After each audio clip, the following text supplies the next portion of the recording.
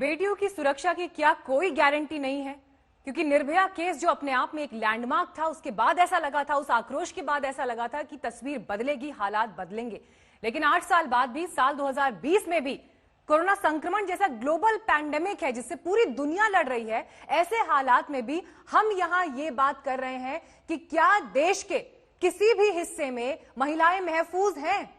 1 घंटे में 4 बलात्कार हो रहे हैं। शायद जिस वक्त आप ये खबर देख रहे हैं, जिस वक्त हम आपसे बात कर रहे हैं, जिस वक्त आपके सामने मुद्दों को रख रहे हैं, इस वक्त भी अगर आंकड़ों के हिसाब से बात करें तो देश के कहीं ना कहीं किसी हिस्से में एक बलात्कार हो रहा है। शर्मनाक है ये। इस वक्त हमारे साथ उत्तर प्रदेश में मंत्री मोहसिन रजा साहब जुड़ गए हैं।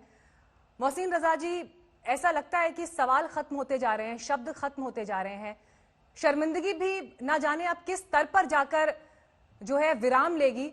लेकिन हालात क्यों नहीं बदलते हैं मोहसिन रजा जी? क्यों नहीं बदलते हैं?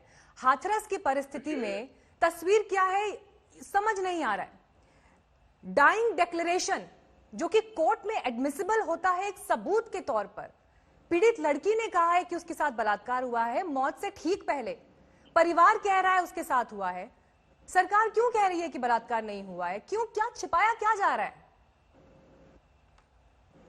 देखिए, पहली चीज तो मैं बताना चाहता हूं कि उत्तर प्रदेश सरकार बहुत गंभीर है और खास करके आदरणीय योगी जी की सरकार लगातार बच्चियों और महिलाओं के साथ उत्पीड़न को रोकने के लिए लगातार 2017 से लेके अभी तक ईमानदारी के साथ में हमारी सरकार प्रयास कर रही है और हमने उस प्रयास में सफलता पाई है। लेकिन इस घटना को लेकर जिस तरह से विपक्ष ने राजनीति करना शुरू की, बड़ा अफसोस हुआ मुझे इस बात को लेकर कि जिस तरह से कल कांग्रेस के लोग और कांग्रेस के नेता राहुल गांधी और प्रियंका गांधी ये फैशन परेड जो उन्होंने की थी कल, अगर इससे बेहतर होता कि राजस्थान में जो हादसा हुआ है जिसको लेकर उन्होंने पर्दा डालने के लिए जानबूझकर इस तरफ डाइवर्ट करने के लिए, क्योंकि इसमें माननीय मुख्यमंत्री जी ने एसआईटी बिठा दी है। एसआईटी की जांच 7 दिन में रिपोर्ट आ जाएगी, उस पर हम कार्रवाई करेंगे, जो भी चीजें हैं वो सामने आएंगी। कोई चीज हम छुपाने वाले नहीं है क्योंकि हम अपराधियों के खिलाफ काम कर रहे हैं लगातार। हम एक चीज और बताना चाहते हैं आपको कि लगातार जब जब जनहित में, महिलाओं के हित में कोई कानून बनाया है भारतीय जनता पार्टी और आदरणीय योगी जी या आदरणीय मोदी जी ने, यही विपक्ष के लोग नहीं चाहते कि अपराधियों को जेल में ठूसा जाए, नहीं चाहते कि अपराध रुके कहीं पर भी देश में, क्योंकि इनको पता नहीं क्या परेशानी है। ये अपराधियों का ही महिमा मंडित करने वाले लोग हैं, ये राजनीति इस पर करते हैं। ये बड़े अफसोस की बात है कि ऐसी घटना को लेकर बजाय राजनीति के साथ में खड़ा होना चाहिए था।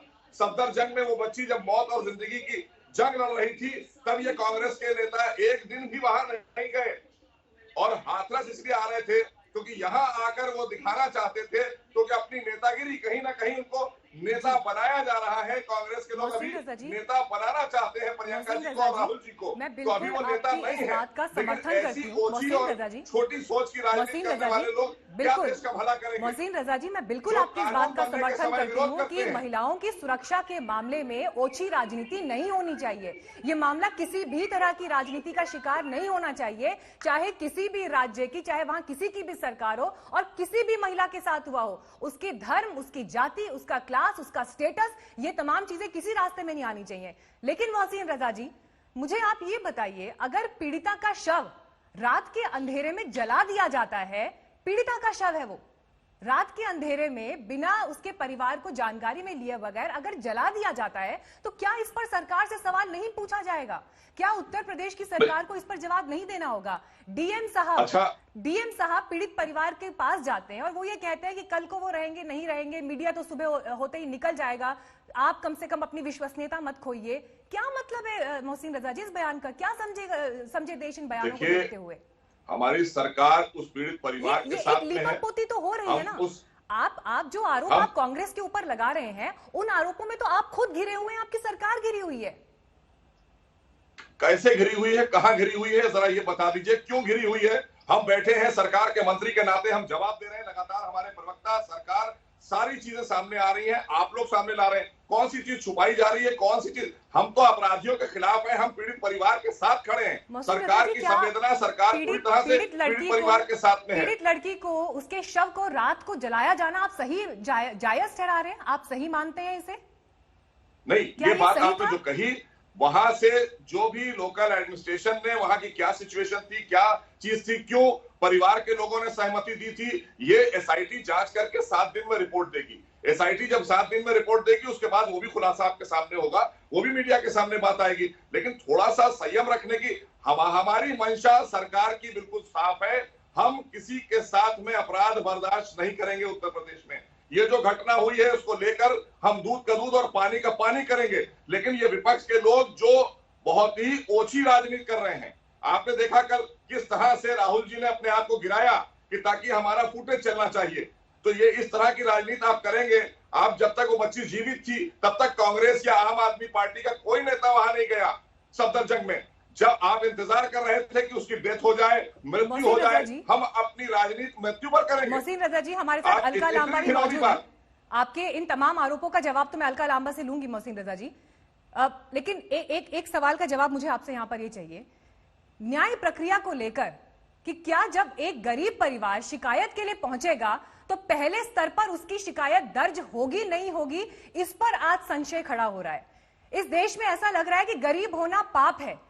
पीड़ित को ये साबित करना पड़ेगा, पीड़ित को इस व्यवस्था में ये साबित करना पड़ेगा कि हाँ उसके साथ गलत हुआ है। हर स्तर पर साबित करना पड़ेगा। पहले वो पुलिस के पास जाएगा, उसका बयान दर्ज नहीं होगा, 7 दिन बाद 9 दिन बाद बयान दर्ज होगा, उसके बाद उसको सफदरजंग में एडमिट होना पड़ेगा, उसकी जान चली जाएगी, उसके बाद भी उसी पर आरोप लगते रहेंगे।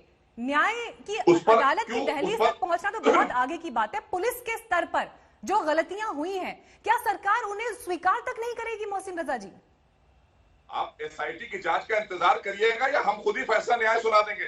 कोई चीज की जांच होती है, वो जांच की रिपोर्ट आने के बाद कार्रवाई करती है सरकार। थोड़ा सा संयम रखने की जरूरत है। लेकिन आपने जो बातें उठाई, मुझे लगता है ये राजस्थान की उठाई है आपने। अशोक गहलोत जी की तरफ आपका इशारा है कि वहां पर जिस तरह से उन्होंने लीपापोती की है उन दलित बच्चियों के साथ जो बलात्कार हुआ, जिसको लेकर अब वहां मुकदमा लिखा जा रहा है, जिसको लेकर कल वहां के राजस्थान के मुख्यमंत्री ने ट्वीट किया, बड़ा शर्मनाक है कि मुख्यमंत्री को सामने आकर ये कहना पड़ा कि ऐसा मोहसिन रजा जी, देखिए मोहसिन रजा जी, जिस समय निर्भया केस हुआ, मोहसिन रजा जी, जिस समय निर्भया केस हुआ, आप ही की पार्टी उस समय विपक्ष में थी। सीधे सीधे आपने प्रधानमंत्री मनमोहन सिंह का इस्तीफा मांग लिया था उस समय। लेकिन अगर आज सरकार, यूपी सरकार से सवाल हो रहे हैं तो उन सवालों से तकलीफ होती है आपको, और उन सवालों के जवाब आप ये कहकर देते हैं, आप उनके जवाब ये कहकर देते हैं कि आप जाके पहले राजस्थान देखिए क्या हो रहा है, पहले छत्तीसगढ़ देखिए जाके क्या हो रहा है।